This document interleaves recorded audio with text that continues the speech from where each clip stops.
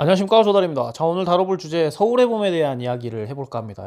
사람들은 다 서울의 봄을 되게 일찍 봤었는데 저는 이제 봐가지고 이거에 대한 이야기를 해드리려고 해요. 그냥 저에 대한 영화의 리뷰와 또 영화 내에서 하고 또 12.12 사태 영화 내용의 이후에 이 근현대사가 또 5.18하고 이어지잖아요. 근데 뭐 5.18과 지금 서울의 봄의 이야기 내용 중에 공수부대가 많이 나오잖아요. 제가 또 2000년대 군 생활을 하면서 공수부대 출신이잖아요. 뭐 지금 특전부사관이라고 이제 많이 불리우지만은, 그래서 그런 거에 대한 이야기하고, 또 저도 이제 공수부대 출신이니까는 뭐 어떻게 생각하는지 궁금할 수도 있는 거잖아요.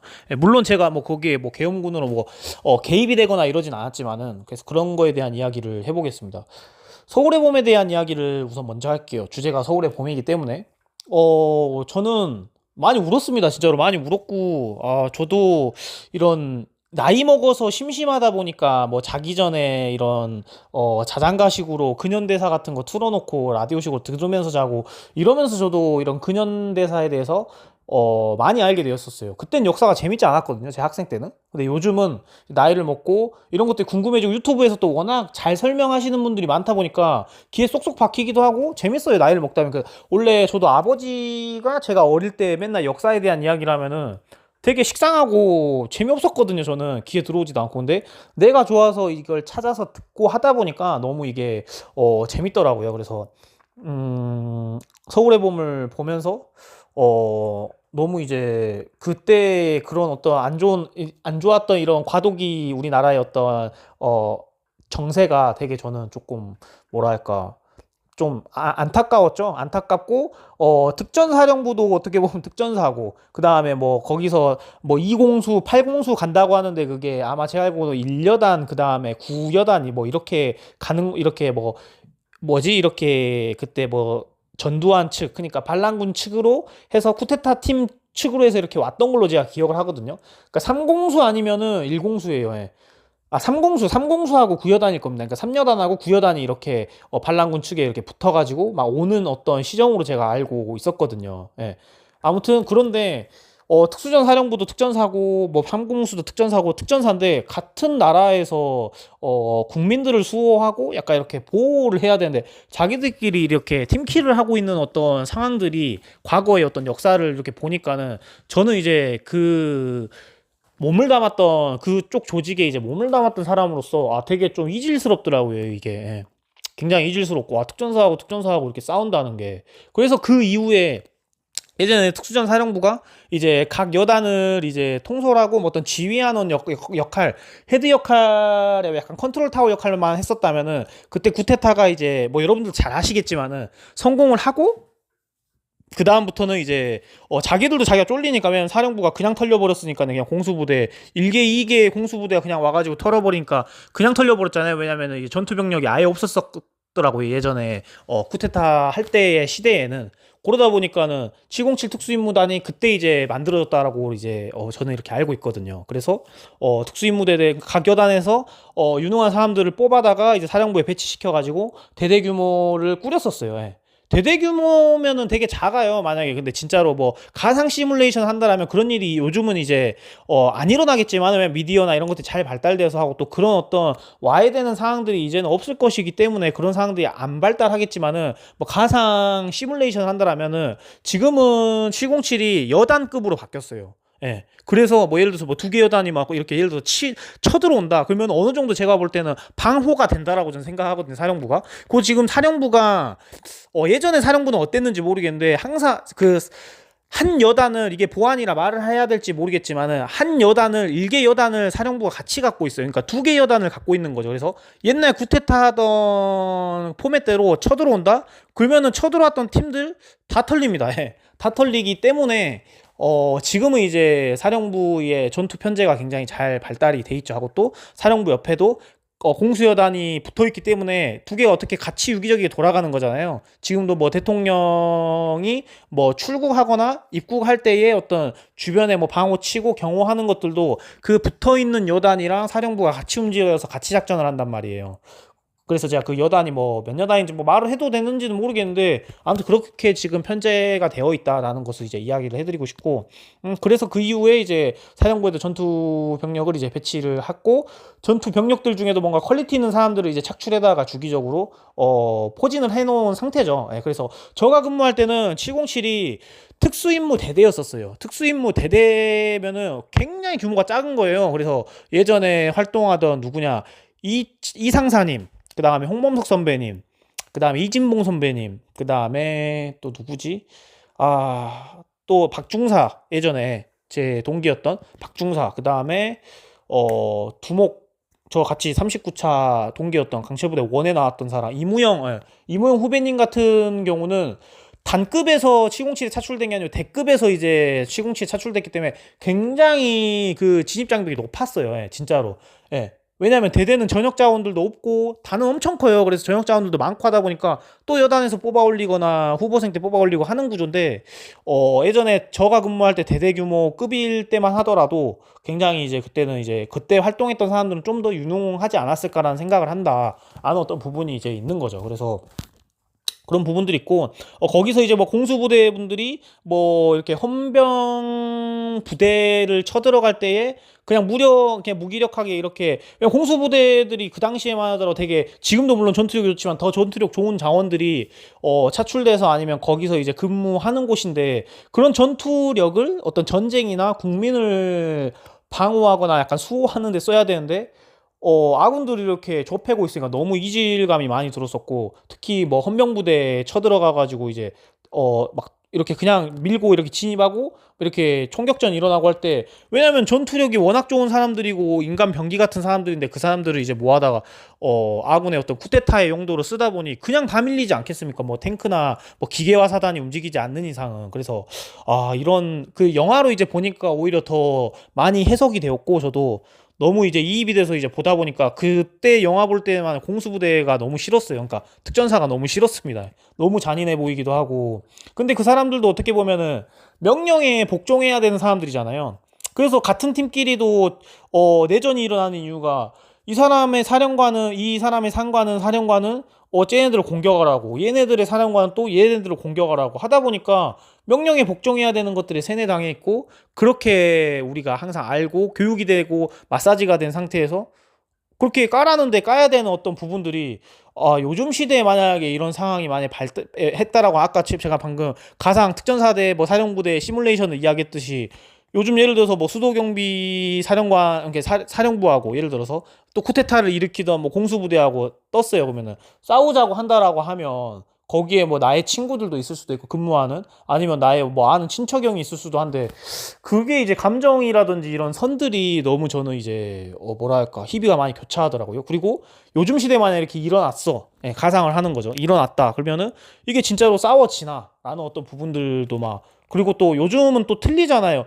왜냐면은 다 약간 좀 개성들도 있고, 뭐 명령에 불복종한다라고 군인들이 그런다는 뜻은 아니지만은 어느 정도 군인분들이 되게 단순하지는 않고 요즘은 되게 분별력들이 많잖아요. 미디어라든지 워낙 이제 군인분들도 어쨌든 울타리 안에 있지만은 그래도 어느 정도 목소리를 낼 수도 있고, 예전에 군대보다는 문화 자체가. 그래서 만약에 서로 싸우래 아군끼리, 그러면은 지금은 그런 명령들을 복종하면서 이행할 사람들이 많을 것인가 없을 것인가, 이런 것들도 되게 저는 의문이더라고요. 예, 그래서 조금 그런 것들이 저는 그냥 이런 호기심들이 많이 생겼었어요. 그래서 그런 부분들이 되게 많이 떠오르더라 하고, 서울의 봄 보면서 그때 장태환 장군이 이제 정우성 역할로 이제 나오잖아요. 그래서 그런 역할하고 또 혼자서 군인의 어떤 자세와 군인 본분의 어떤 그 정신으로 계속 이렇게 맞서 싸우려고 하는, 왜냐면 다 등을 졌는데 혼자서 이렇게 맞서 싸우는 그런 것들이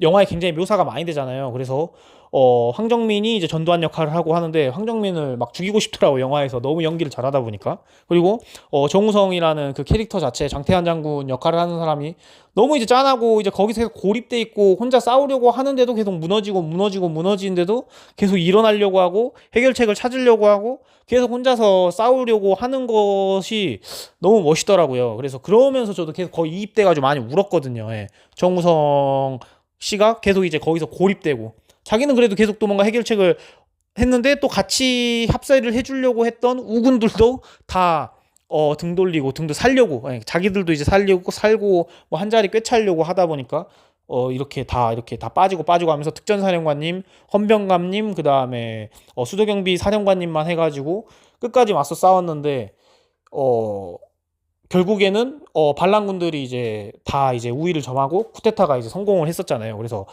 제가 알기로는 이제 특전사령관님은 그 이후에 그 총상을 입었었거든요. 왜냐면 사령부에서 다 도망가고 사령부에서 그 오이락 중령, 예, 중령이랑 소령이랑 둘이서 이제 맞서 싸우다가 소령님은 이제 돌아가시고 전사하시고, 그 다음에 사령관은 총상을 입은 상태에서 연행돼가지고 이제 고문 받고 하다가 자살을 했는지, 제가 알기로는 자살한 건 아니고 이렇게 피살을 당해가지고 이후에 이제 정권이 바뀌어 쿠데타의 정권이 이제 들어서면서 좀 약간 이렇게 안 좋게 이렇게 의문사하게 이렇게 돌아가신 걸로 알고 있고, 정우성 씨 역할을 하셨던 이제 장태환 장군님도 굉장히 이후의 삶이 굉장히 비극적이었다라고 이제 저도 이제 알게 되었었거든요. 왜냐면은 그렇게 쿠데타가 성공하고, 왜냐면 이 사람은 반란군들한테는 거의 적인 거잖아요. 주적인 거잖아요. 근데 이 사람 반란군들의 어 정권으로 들어섰을 때 50일간 이렇게 고문을 당하셨다라고 하더라고요. 그래서 이제 자기 보직이나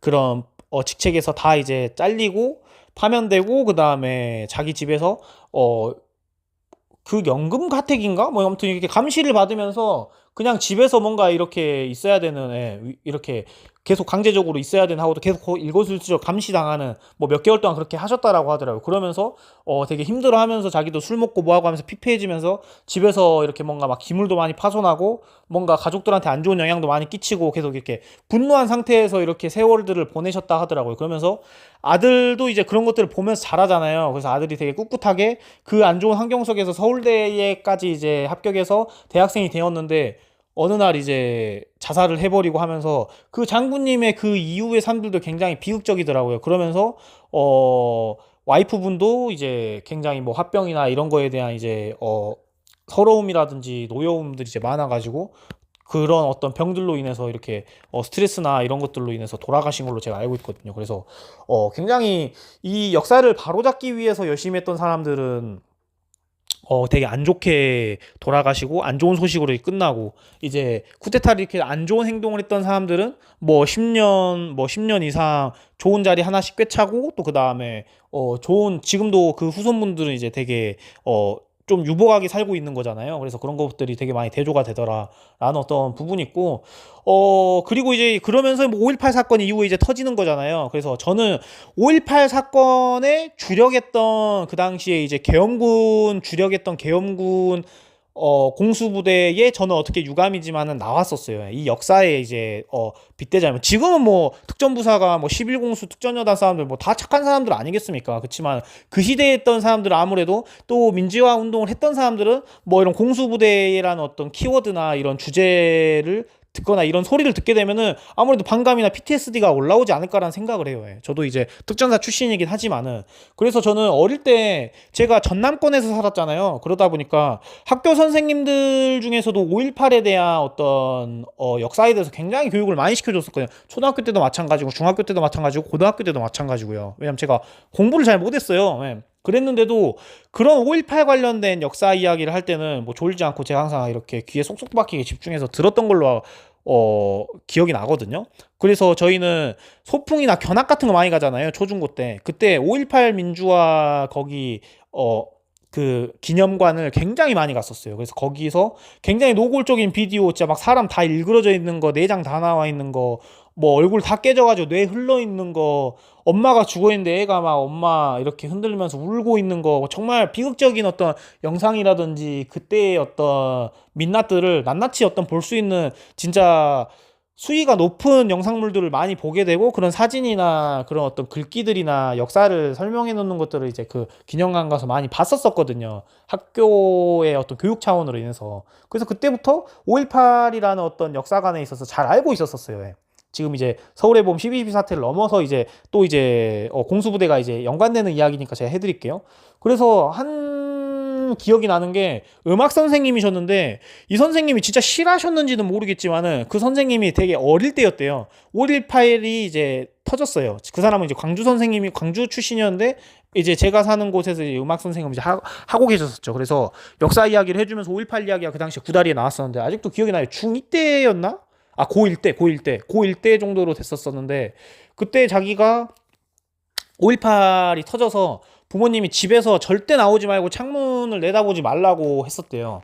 근데 너무 자기도 이제 밖에서 막 총성 소리 들리고 시위하는 소리 들리고 애기들 하지 말라 하면 더 하게 되잖아요. 청개구리 심보로다가. 그리고 계속 이제 호기심이 많은 시기다 보니까는 너무 궁금해서 창문 이제 보지 말라고 막 하고 그래서 자기가 이제 옥상에 몰래 올라가 봤대요. 옥상은 전망이 높다 보니까 밖에 무슨 일이 일어나는지 좀 알고 싶잖아요. 그래서 막 기어서 올라갔대요. 그 선생님이 그래요. 그래서 올라갔는데 그 건너편 건물에 자기는 뭐 3층, 4층 주택에 살았을 거 아니세요? 근데 그 건너편에 3층, 4층 뭐 또 이제 주택에 사는 뭐 사람들이 보일 거 아니에요. 그래서 몰래 또 어떤 임산부 아줌마가 올라왔었대요. 그래서 그 아줌마도 이렇게 은원패를 하면서 몰래 이렇게 빨래를 널고 계셨대요. 예. 이렇게 배가 부른 상태에서. 예. 그래서 자기가 봤을 때는 그때 당시 기억으로는 임산부였다라고 이야기했었거든요. 그래서 빨래를 널다가 저격을 당해가지고 죽는 거를 자기는 실제로 봤대요. 예. 그래서 엄청나게 그런 비극적이라든지 그런 어떤 PTSD가 자기는 있다라고 저한테 학생 시절에 이야기를 해줬던 게 기억이 나거든요.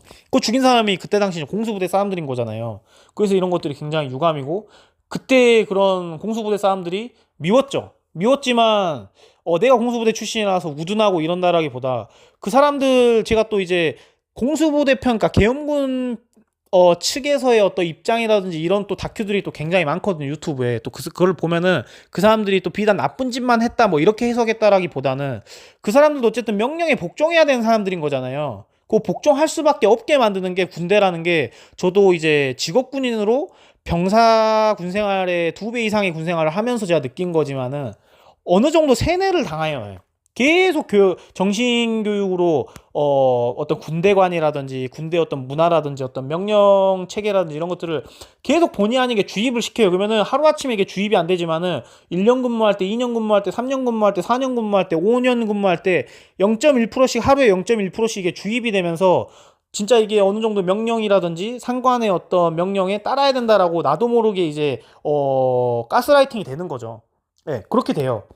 그래서 그 사람들도 까라고 하니까 이제 까신 거고 자기들도 어쨌든 시위하는 사람들이 이제 격정적이게 저항을 하다 보니 살려고 또 반사적으로 또 이렇게 더 공격성을 띄었던 사람들도 있었을 것이고 그런 것들이 굉장히 저는 안타깝더라고요. 그래서 그런 것들이 생각이 나고 그런 또 제가 다큐나 자료들을 보면서도 그 사람들의 어떤 감정들을 이제 알 수가 있었고 조금은 이해할 수가 있었거든요. 그 사람들도 지금도 사람을 죽인 사람, 계엄군으로 사람을 이렇게 민주화운동했던 시민들을 죽였던 사람들도 괴로워하면서 살고 계시더라고요. 하고 또 이렇게 죄책감을 느껴 하면서 다수들도 이렇게 살아하고 왜냐하면은 죽이고 피를 보게 했는데 자기의 방아쇠로 인해서 어떻게 편하게 이후에 이제 나날들을 보낼 수가 있겠어요. 한 번씩 문득문득 이제 뇌에서 스치지 않을까요? 그 비디오가. 그러다 보니까 괴로울 것이고 죄책감이 한 번씩 떠오를 것이고 나는 잊고 있겠다고 이렇게 계속 마음을 먹고 있는데도 이게 강인한 어떤 인상이다 보니까 또 튀어나오고 그 비디오가 튀어나오고 하면서 괴로워하시는 사람들도 있고 되게 피폐해진 사람들도 있고 하는 것들을 제가 이제 볼 수가 있었었죠. 그래서 그런 것들도 있었고 제가 이제 2000년대 군 생활을 했다라고 하니까 이제 이거를 또 이어서 이야기를 해드릴게요. 제가 2000년대 군 생활을 하면서 제가 2008년도 12월에 이제 자대 배치를 받았어요. 그래서 팀이 정해지고 이제 뭐 대대 지역대가 정해져 갖고 본격적인 이제 특전사 생활을 하게 된 거죠. 교육을 다 마치고. 그래서 이제 생활을 할 때 제가 아까 이야기했던 제가 근무했던 부대가 계엄군 주축이었던 5.18의 계엄군 역할을 주축으로 했었던 그 공수부대에서 근무를 했다라고 제가 이야기를 했잖아요. 그래서 지금 근무한 사람들이 나쁜 사람이다라는 건 절대 아니에요. 이거 오해하시면 안 됩니다. 근데 제가 휴가 나갈 때 항상 그 당시에 2000년대 때 그 교육받았던 게 뭐였냐면은 뭐 행보관님이나 지역대장님이나 했던 근데 그게 뭐 길게 교육하지 않았었고 군복 입고 돌아다니지 말라고 그랬었어요. 광주에서. 왜냐하면은 그 5.18 민주화운동 했던 사람들 대부분 다 그러니까 광주 사람들이신데 그렇게 또 후손들이라든지 하고 또 생존해 계신 분들이 많잖아요. 근데 그 사람들한테 굉장히 이게 위화감을 조성한다라고 이제 이야기를 하더라고요. 그리고 이게 어쨌든 그 사람들이 잊고 있었는데 이 군복을 보면서 또 PTSD가 올라올 수도 있는 거잖아요. 하고 또 뭔가 반감을 사게 되고 뭔가 잊고 있었던 뭔가 내가 방어 기제로다가 공격성을 띌 수도 있는 거. 그래서 뭐 멱살 잡힌 선배들도 굉장히 많이 봤다고 제가 들었었거든요. 검은 베레 뭐 쓰고 다니고 이렇게 외부에 이제 나갔다가. 그래서 저는 그 당시에 얄팍하게 그런 교육들을 많이 들었었거든요. 선배들한테도 마찬가지고 군복 입고 밖에 나가지 말라고. 예. 왜냐면은 뭐 군인이라는 신분으로 해서 사고 쳤을 때 불리해진다 이런다라기보다 우리가 어쨌든 특히 제가 근무하던 그 부대의 위치가 광주하고 가까운 부대였었고 그 당시에 계엄군 역할을 했었던 부대였었기 때문에 또 다수 5.18 민주화 운동 하셨던 시민들이 다수 살고 있는 동네였기 때문에 그런 어떤 이유로 인해서 군복 입고 가면은 굉장히 안 좋은 어떤 그런 일들을 당할 수 있다라고 이제 이야기를 하더라고요. 그래서 그때 당시에 이해를 할 수가 있었죠. 왜냐면 저는 초중고 때 이런 것들 어느 정도 이해가 되고 학습이 된 상태에서 군대에 입대를 했다 보니까는 그래서 진짜 군복을 잘 안 입고 다니려고 저는 애썼던 것 같거든요. 그래서 집에 와서 뭐 군복을 입어야 될 때는 그러니까 배낭에다 넣어가지고 이제 내 고향이나 내가 광주를 벗어났었을 때 이제 입고 다녔던 기억이 있어요. 예. 갈아입어서. 예. 그래서 그랬던 기억이 있습니다. 그리고 또 이제 제가 근무할 때 2000년대라고 했잖아요. 그러면은 예전에 전역할 무렵쯤 되는 행보관님들도 계셨을 거 아니에요. 그 행보관님들이 그때 뭐 계엄군으로 근무를 하시지 않았겠지만은 그 행보관님들이 한창 젊으시는 특전사 그 현역이셨을 때는 그 계엄군 역할 하셨던 사람들도 다 근무하는 현역이셨을 거 아니에요. 그래서 그 당시 5.18 민주화 운동에 가담하셨던 사람들이다 보니까 뭐 에피소드 이야기도 해주고 뭐 안 좋았던 이야기 또 자기들이 어떤 뭐 해줬던 뭐 있었던 안에 어떤 계엄군 임무 수행하면서 이야기들을 들려줘서 전해져서 제가 또 들을 수도 있었잖아요. 들었기도 하고 그래서 어떤 이야기를 제가 들었냐면 이건 좋은 이야기는 아니지만요. 지금은 군대 이런 공수부대 힘이 너무 줄어들었다. 왜냐면 옛날에 원로 원사님들이 제가 근무할 때 제 하사 시절에 이제 2000년대 때 들었던 이야기예요. 요즘은 군인들이 밖에 나가면 처맞고 뭐하고 하더라도 무조건 두드려 맞아야 된다. 왜냐면 군법 적용되고 민법 적용되기 때문에 이게 너무 불리하기 때문에 뭐 사고도 칠 수가 없고 어떤 사고에 연루가 되더라도 너무 불리한 상황에 처해진다. 이거는 특수부대뿐만 아니라 일반 군인분들도 다 마찬가지에 해당되는 거거든요. 그래서 군인분들은 밖에서 어지간한 음주운전하면 안 되고 뭐 싸우면 안 되고 약간 이런 것들도 부대 내에서 지금도 아마 교육을 많이 할 거예요. 왜냐하면 두 가지 법이 적용이 되기 때문에 밖에법이랑 밖에서 난 사고기 때문에 근데 나는 군인 신분이라 또 군에 있는 법도 이제 이렇게 적용이 되는 거 그래서 굉장히 복잡하고 또 가중처벌을 받는 어떤 신분인 거거든요. 그래서 저도 군대에 있었을 때 이런 것들이 굉장히 아쉬웠었어요. 아쉬웠었는데 예전에 우리 공수부대 때는 야 맨날 뭐 밖에 나가갖고 술집에서 술 먹고 계산도 하지 말라 한다고 사장님들이 왜냐면 공수부대 보면 무섭고 덜덜덜 떨고 그 위험이 있다 보니까는 그래서 옛날에는 막 진짜로 말 안 들거나 시비 붙으면 다 두드려 때리고 와도 뭐 죄라든지 뭐 징계라는 게 없었대요. 그때 당시에 이제 이런 공수부대 파워가 워낙 셌어가지고 근데 요즘은 옛날 공수가 아니라 완전 막 이게 완전 진짜 막 그거 됐다고 물공수 됐다고 막 흐물흐물해지고 힘도 없고 밖에 나가면 두드러 맞아야만 하고 막 그렇게 됐다고 하면서 그런 거를 이제 약간 위트를 섞어서 농담 삼아 하시던 원사님들도 계셨었어요. 그 사람들이 계엄군으로 활동했던 시기인지 모르겠어요. 근데 아니면 자기들 선배들한테 이제 직접적인 선배들한테 전해 들었는지 모르겠는데 그래서 그런 이야기를 들었을 때 그 당시에 저는 아무 생각이 없었어요. 그때는 왜냐하면은 근무를 해야 되는 나는 조직에 편성돼 있는 사람이었으니까 그래서 뭐 그때의 생각으로는 아무 생각이 없었어요. 그런 이야기를 이제 듣고 이제 입력은 돼 있었죠. 그래서 이 사람이 진짜 그때 당시에 그런 파워도 있고 공수부대가 막 나가서 막 다 두드려 까고 뭐 부대 들어와도 뭐 어느 누가 신고하고 뭐 징계 때리고 이런 게 없었다고 이야기를 하는 게 뭔가 우월스러워 보이기도 하고 막 이랬다는 게 절대 아니고요. 하고 또 막 밖에서 술 먹고 뭐 계산도 안 하고 막 깽판 지기고 해도 그거 가지고도 뭐 뭐라 안 한대요. 뭐 경찰들도 뭐라 하면 그때 당시 이제 어떤 군대의 어떤 힘들이 굉장히 그 당시 세던 시절이었기 때문에 약간 경찰들도 함부로 하지 못했었다 막 이런 이야기들을 이제 전 전해 들을 수가 있었거든요. 근데 이게 다른 입장에서 봤을 때는 안 좋은 거잖아요. 이게 남용될 수도 있는 거고 이런 힘들이. 그래서 이런 이야기들을 제가 많이 전해 들었었어요. 그래서 서울의 봄을 보면서 제가 근무했던 지역, 그다음에 또 5.18 이야기 이게 이어지잖아요. 택시 기사, 택시 운전사나요? 그다음에 남산의 부장인가? 그다음에 남영동 그 영화 제가 다 봤거든요. 그러니까 지금 이 근현대사에 대한 이 영화가 너무 재밌잖아요. 하고 또 실제로 다 흥행하기도 하고 그러다 보니까 저는 이게 너무 재밌게 보는 영화여서 다 이 스토리가 또 다 이어지거든요. 그러다 보니까는 어 저의 이런 제가 살아오면서의 또 지금 겹치는 12.12 사태와 그다음에 5.18 민주화 운동의 사태에 대해서 제가 이어지는 부분들 제가 군 생활에 있어서 어떤 연관되는 어떤 에피소드나 키워드들이 있었어서 이런 이야기를 제가 두서없이 하게 되었습니다. 그래서 여러분들도 저뿐만이 아니라 제 구독자 혹은 이 컨텐츠를 시청하시는 분들도 굉장히 많이 서울의 봄을 저보다 일찍 보고 하고 또 굉장히 많이 어떤 많은 영감과 또 그 현대사를 이해하셨을 거라고 저는 생각을 해요. 그래서 진짜 그냥 막말로 말해서 지금이 제가 전역한 입장이고 민간인 입장이니까는 공수부대 진짜 다 죽이고 싶었습니다. 거기 영화에 나오는 하고 또 5.18 어떤 자료에 나오는 공수부대 분들은 막 일반 여자분들을 이제 막 성추행도 많이 했었었고 그 당시에 하고 또 과잉 진압을 많이 해서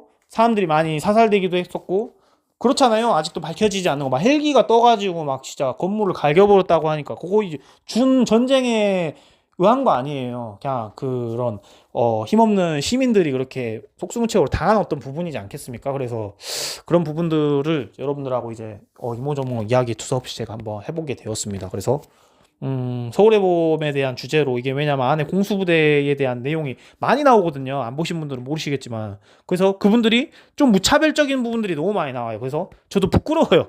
그때 당시에는 좀 부끄럽긴 했어요. 특전사 출신으로서. 예, 그래서 그런 거에 대한 이야기를 여러분들하고 하게 되었습니다. 그래서 여러분들도 서울의 봄에 봤던 본인들의 어떤 감명 깊었던 구달이나 하고 또 어떤 의견을 줄 수 있다면은 댓글 편하게 주시면 저도 읽고 같이 공유하는 어떤 시간 컨텐츠 되도록 하겠습니다. 네. 좋은 밤 되십시오.